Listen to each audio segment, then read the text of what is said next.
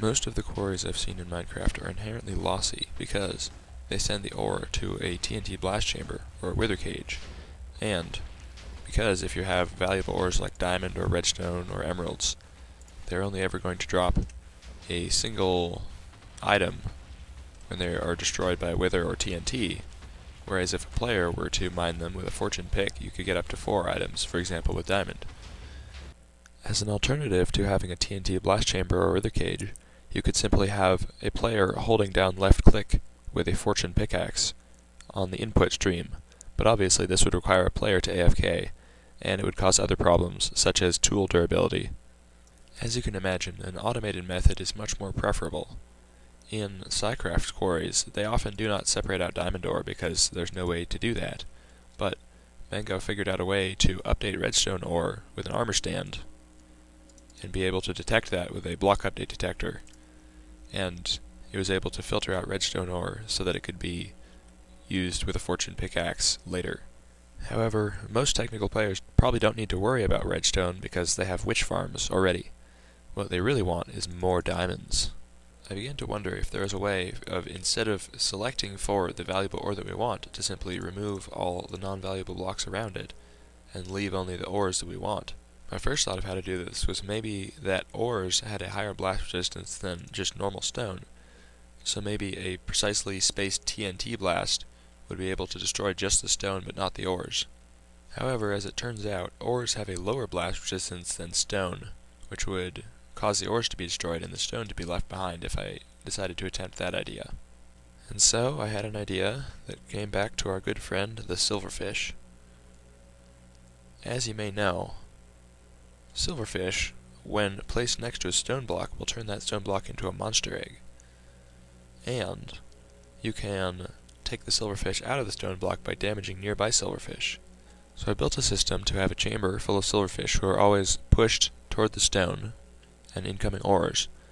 And since the silverfish can only go inside of smooth stone, cobblestone, and a few variants of stone brick, they will not be able to go inside the ores.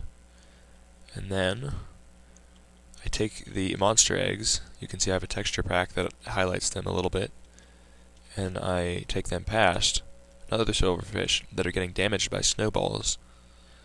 And as you can see, monster eggs should break. So as you can see, there are multiple components to this system, but it all starts with a silverfish spawner.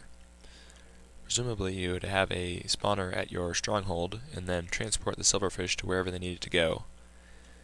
Once they're there, they get put into this chamber, where water pushes them toward the stream of oncoming blocks that comes out of the quarry. I just have command blocks to simulate that. Then the blocks are pushed across, and the silverfish have a chance of going into each stone block. Since there are so many stone blocks, every time you see a little dust particle effect, that means the silverfish has entered a block. And then I take the blocks, which as you can see are highlighted with this texture pack so I can know which ones are monster eggs. So it's fairly effective. Almost all of these blocks end up being monster eggs by the time they exit that chamber. And the monster eggs are taken by, and if I turn on this system, it will start shooting snowballs at some other silverfish, which are named, and that will cause the silverfish in the monster eggs to jump out, and from there I can collect them in a water stream and bring them back through an elevator, which I haven't gotten working yet, so I'm simply tossing them into the void. Other than a few exceptions, like this stone block for example, almost all of the stone blocks have been removed from the stream, and every monster egg gets broken by the time it's gone through here, so you're left with a stream of diamonds. Over here next to this snowball dispenser, I have a fairly simple snowball farm, which just uses a snow golem. Ideally you could AFK for a couple of minutes and make enough snowballs and fill a storage silo with them so you wouldn't have to continue refilling this dispenser manually.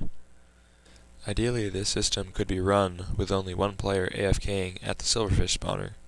Otherwise it's all automatic except for the snow collection, which can be done. It doesn't need to be done all the time. If I had an elevator that did not damage the silverfish when it accelerated them upward, it would likely be a much more efficient design because it would recycle almost all of the silverfish that went into the blocks, and you'd only have to deal with them despawning every so often. However, if a player were AFKing right here, then the silverfish would be within the radius where they won't despawn, and most of them would not be lost. Even though the system is unable to remove things like dirt and diorite and granite and andesite from the quarry's output, it certainly can be effective in keeping the load down on a TNT blast chamber, especially if the blast chamber does not have a TNT duper, because getting a lot of cobblestone from your quarry is not actually that useful in most cases. You can just remove it and have to use less TNT in your TNT blast chamber.